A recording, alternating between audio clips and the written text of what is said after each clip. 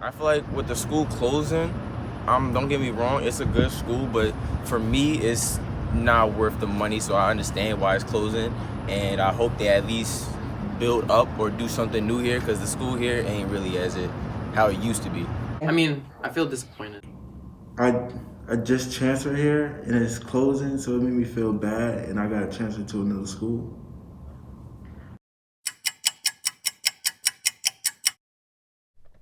Students at Bloomfield College, a predominantly black institution, or PBI, are under enormous pressure after the announcement on October 19th of 2021 that the school may potentially shut down. It was a shock that made headlines as college president Dr. Marquita Evans openly revealed the financial state of the institution and the request for a partnership. Students gathered in the learning hub of the college's library to share their initial thoughts on the viral news. Like, I just transferred from here from another school just to hear about one about to close down. I was like, okay, now what do I do? Was disappointed, but I was also worried because of the fact that I haven't finished my degrees yet and I haven't fully graduated from Bloomfield. So that was because like I'm going to the school and like I don't know if them credits going to transfer by the time it shuts down or whatever. Although the 150-year-old college, located in the heart of Bloomfield, New Jersey, is not a historically black college or HBCU, Bloomfield College takes pride in serving predominantly black and Hispanic students who may not have had the opportunities or resources to attend college elsewhere. Bloomfield College was also ranked the highest amongst all liberal arts colleges and universities in the state by the U.S. News and World Report in moving students forward economically. coming here to Bloomfield College, I felt more comfortable. I felt more comfortable to be myself with the warm, welcoming environment, especially in making friends. Working here at the library, as I've been working here for 3 years, it's been a very wonderful experience being here in Bloomfield College.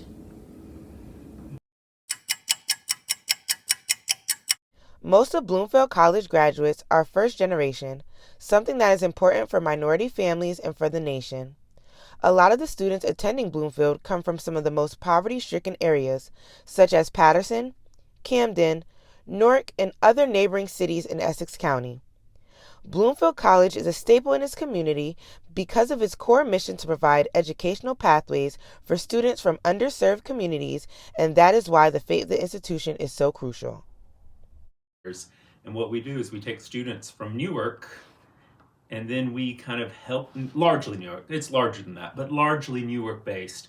And we help them kind of get into the middle class. Dr. Brandon Fralix is on the committee to find solutions towards this financial crisis and advises students not to panic as they are working hard to keep the doors to Bloomfield College open. We are an enrollment dependent and a tuition dependent institution, like many colleges across the country. And COVID hit us hard, and COVID hit our student body and the students we serve hard. And so Dr. Fralix is the chairman of the Humanities Department and has been a part of the Bloomfield College family for almost 16 years.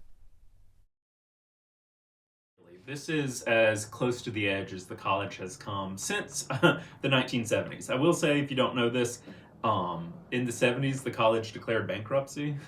And there's this was way before my time. I wasn't born yet. So I know that the college has gone through this 45 years ago or so. But in recent history, that it hasn't ever gotten to this point.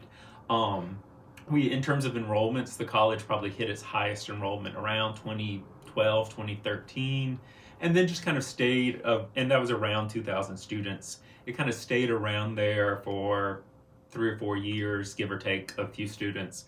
And then from about 2015 to 2019, it kind of went down from about, say, 1,900 students to 1,600 students. After President Evans came and she had a new administrative team, there were signs. This is one of the things that's so frustrating. There were signs that we were going to have a change and there was going to be an uptick, and but that was in the fall of 19 and the early spring of 2020. So it looked like things were going to change. And then COVID happened, and COVID pushed us off the cliff, and enrollment-wise. And we went from having about 1,600 students to 1,300 students to this year we're at 1,100 students.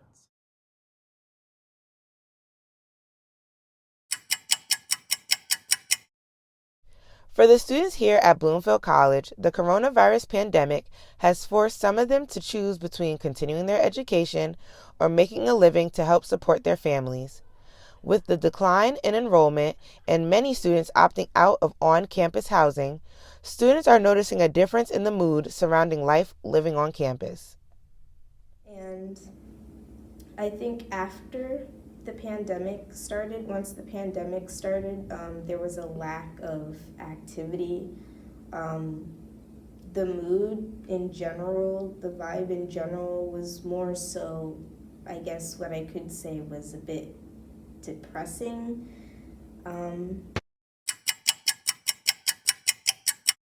Bloomfield College participates at the Division II level in athletics while offering a number of different social activities and events catered to the interests and demographic of its students. From the Divine Nine and other cultural Greek life organizations to the newly crafted esports program and the Center for Student Leadership and Engagement, also known as CSLE. Students are primarily focused on finishing their degrees as planned and continuing to experience all the school has to offer as they were prior to COVID. The culture and identity of Bloomfield College is very important, especially to its students. When discussing the idea of merging with another local institution, students show their concern for maintaining the culture of Bloomfield, as it is what makes Bloomfield College special to the students that it serves. The diversity throughout the college campus has been one of the best parts of most of the students' educational experience here at Bloomfield College. A little bit. We family, like, the staff love us here. It's just like, I feel like it's more like love type here at Bloomfield College. After foraging many possibilities for assistance, on March 14, 2022, it was announced that Montclair State University had stepped up to the plate. Montclair is a predominantly white public institution serving roughly 20,000 students, while Bloomfield College is a private university serving 1,100 predominantly Black and Latino students. Students on Bloomfield campus respond to this new information. I believe it's something that everybody can, adjust to and honestly, impact from. Not just from everybody's talking about the Bloomfield, but I think honestly, MSU and Montclair, they have something to gain from it as well. Not just, financially, but, just having another, close-knit resource than, before. Within the Bloomfield College community, the announcement of partnering with a much larger school with a contrasting demographic has sort of been celebrated as a victory for Bloomfield, but there have been many questions still left unanswered. Will the school continue to be Bloomfield College, or will the institution and its facilities just become the Bloomfield campus of Montclair State University? The answers to these questions are very crucial as we are at risk of forfeiting this safe space for minority and low-income students. You don't want them to get caught up in Montclair State. You still want them to have their own unique differences. I believe we'll still be Bloomfield College. I still believe that. Just because, going back to the culture and going back to how, this is how they put it in partnership. I don't think, they merged or, had talks up until now so that, Montclair can, fully take over Bloomfield or, make, those type of near drastic changes. Of course, drastic changes are to come, but to that say that Bloomfield College won't be Bloomfield College, nah, I think it will still represent its name well. Let's hope, for the sake of the community and for the students that Bloomfield College caters to, that the institution will in fact still carry the name Bloomfield College 10 to 20 years from now and beyond. Ultimately, that is the goal.